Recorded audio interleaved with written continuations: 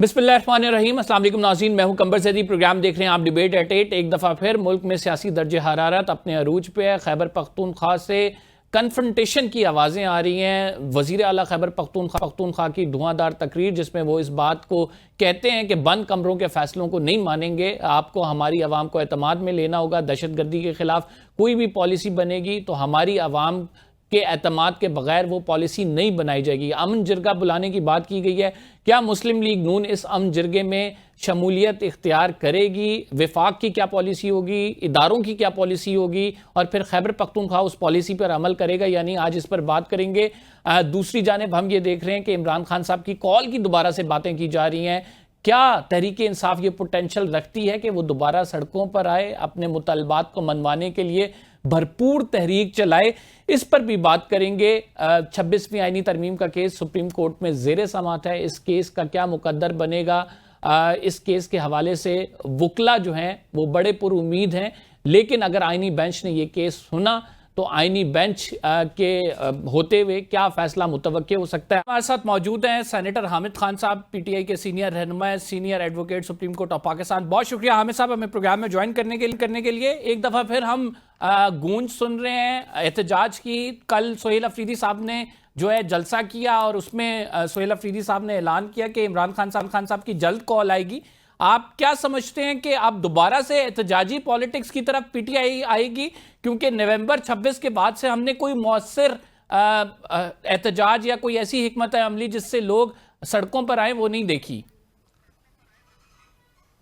Terrorism को ये control नहीं कर पा रहे क्योंकि हमारी जो इंटेलिजेंस एजेंसीज हैं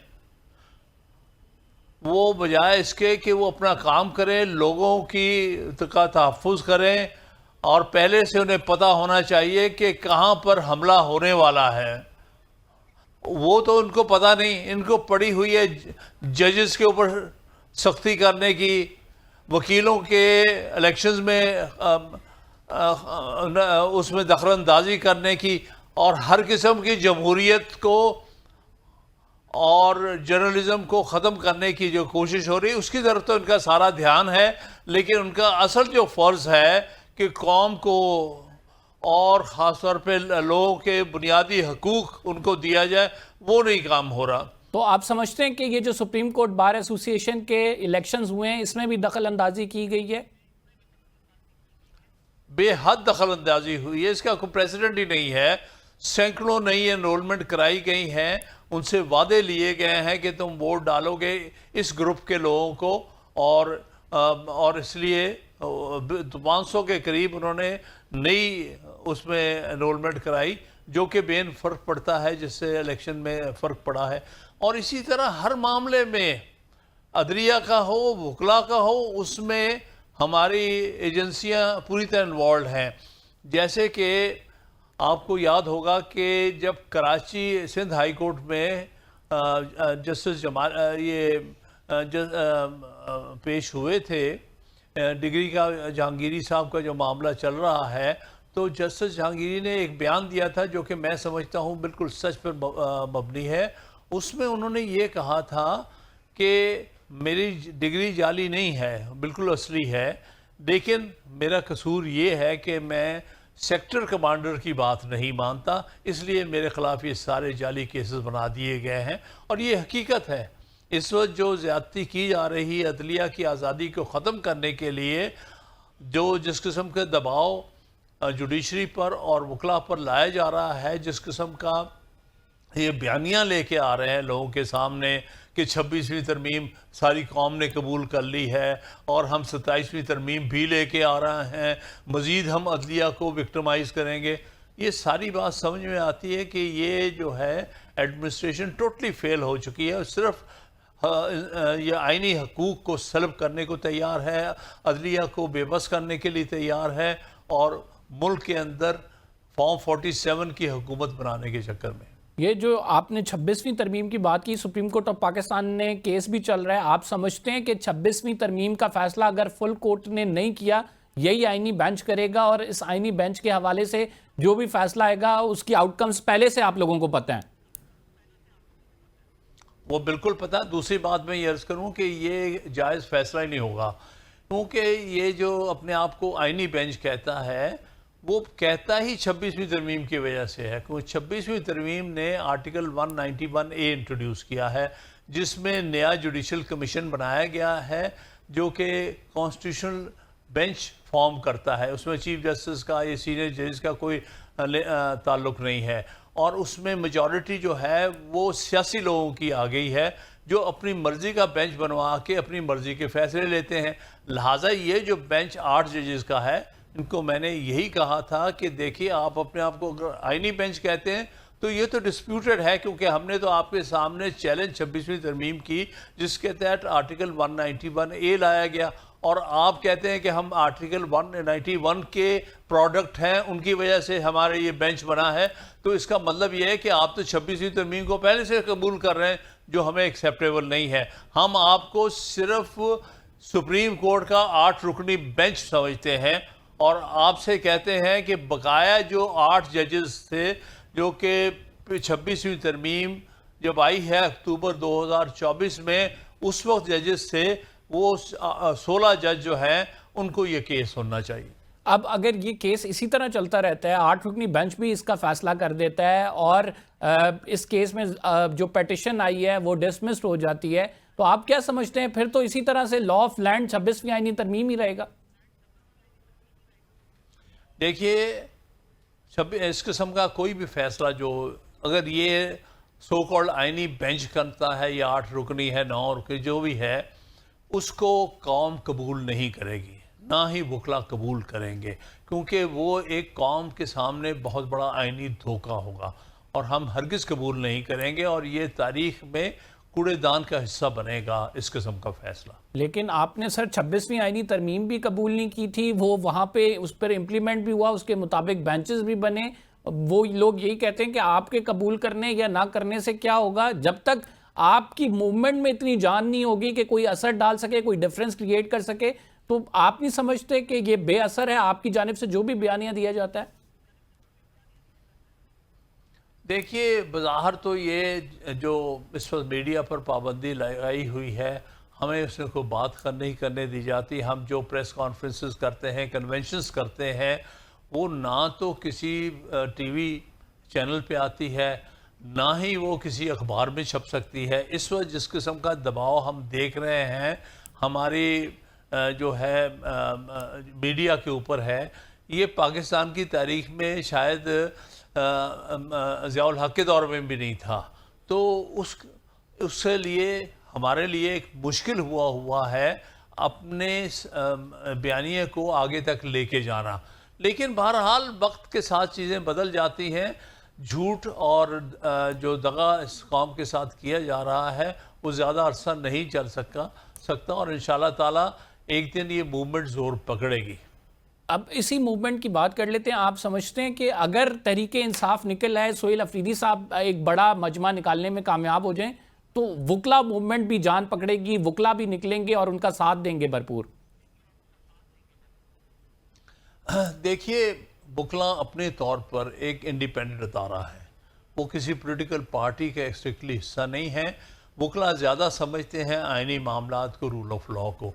وہ اپنے طور پر یہ موومنٹ چلائیں گے. ہاں اگر کوئی پولیٹیکل پارٹی میں سے پی ٹی آئی جو ہے ایک آئین کے تحت ایک موومنٹ چلانے میں کامیاب ہوتی ہے، اس کا ساری قوم کو فائدہ ہوگا. لہٰذا جو بھی ماحول بنے گا، چاہے وکلا لیڈ کریں اس موومنٹ کو تو چاہے پی ٹی آئی لیڈ کرے، وہ اس کے ساتھ عوام انشاءاللہ شامل ہوگی، کیونکہ حق کی بات ہوگی، آئین کی بات ہوگی، رول آف لاء کی بات ہوگی. سر یہ آپ لوگوں نے جو ایک شروع کیا تھا، سیمپوزیم کرائے جائیں گے، مختلف شہروں میں جلسے بھی ہوں گے یا پھر جوڈیشل اجلاس بلائے جائیں گے، وہ کہاں تک پہنچا؟ آپ کی موومنٹ کا حصہ تھا کہ آپ نے مختلف جگہوں پہ وہاں پہ اجلاس بھی ہوئے، وہاں پہ دھواں دار تقریریں بھی ہوئیں، لیکن اب وہ سلسلہ ایک دم سے رک گیا ہے سر.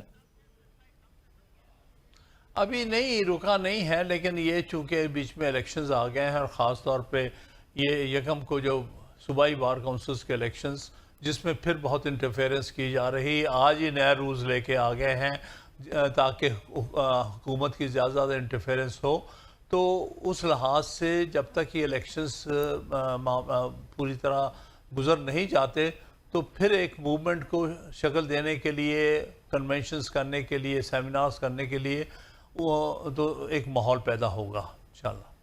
ٹھیک، 27ویں آئینی ترمیم کی جو باتیں ہو رہی ہیں، جس طرح سے مولانا نے آئینی عدالت کے قیام کو روکا تھا، آئینی بینچ پر صرف محیط کر دیا تھا، آپ سمجھتے ہیں 27ویں آئینی ترمیم کے ذریعے نئی آئینی عدالت جس کا احسن بون صاحب بھی کہہ چکے ہیں وہ بنائی جائے گی، اور جس طرح سے باتیں کی جا رہی ہیں وہ ساری باتیں جو 26ویں آئینی ترمیم میں روکی گئی تھی وہ 27ویں میں انکارپوریٹ کی جائیں گی؟ نظر تو یہی آ رہا ہے، کیونکہ جو چیزیں اس وقت 26ویں ترمیم میں نہیں کر سکے اور جو کوئی ان کے خیال میں کسر رہ گئی ہے عدلیہ کی تباہی کی، آئین کی تباہی کی، جو بھی کسر ہے، حالانکہ رہی کوئی نہیں ہے میرے نظر 26ویں ترمیم کے بعد آئین برباد ہو چکا ہے اور عدلیہ بے معنی ہو چکی ہے، لیکن ابھی ان کی بدنیتی نہیں گئی، اب بھی چاہتے ہیں کہ مزید جو ہے آئین کو ہے تباہ اور برباد کر دیا جائے اور عدلیہ کو بالکل بغیر کسی اختیار کے چھوڑ دیا جائے۔ یہ بالکل ان کے ذہن میں ہوگی۔ 27ویں ترمیم اسی مقصد کے لیے لا رہے ہیں اور اپنی مرضی کے جو ان کے ایجنٹ قسم کے ججز ہیں ان کو یہ شاید ایج کی ایکسٹینشن بھی دے کے ان کو استعمال کریں آنے والے وقتوں میں غلط فیصلے کروانے کے لیے اور جمہوریت کو اور آئینی عملداری کو روکنے کے لیے۔ تو سر ایسے میں جو انڈیپینڈنٹ ججز جنہیں ہم کہتے ہیں ان کو تو خط لکھنے سے بھی روک دیا گیا ہے اور ان کو کہا گیا ہے کہ جوڈیشل کمیشن کے جو رولز ہیں اس میں ترمیم کر دی گئی ہے اجلاس کے ذریعے، اور اس میں کہا ہے کہ ججز کوڈ آف کنڈکٹ میں کسی بھی سیاسی معاملے پر، کسی بھی کنٹروورسی پر کوئی جج نہ لیٹر لکھے گا نہ ہی کوئی بات کر سکے گا۔ یہ دیکھیے نا، یہ جو ججز ہیں اس میں جو انوالو ہو گئے ہیں اسٹیبلشمنٹ کے ساتھ اپنے ذاتی مفادات کی خاطر، انہوں نے اس قسم کے رولز بنانے کی کوشش کی تھی۔ یہ رولز بالکل غیر آئینی ہیں، ججز کی زبان بندی نہیں کی جا سکتی۔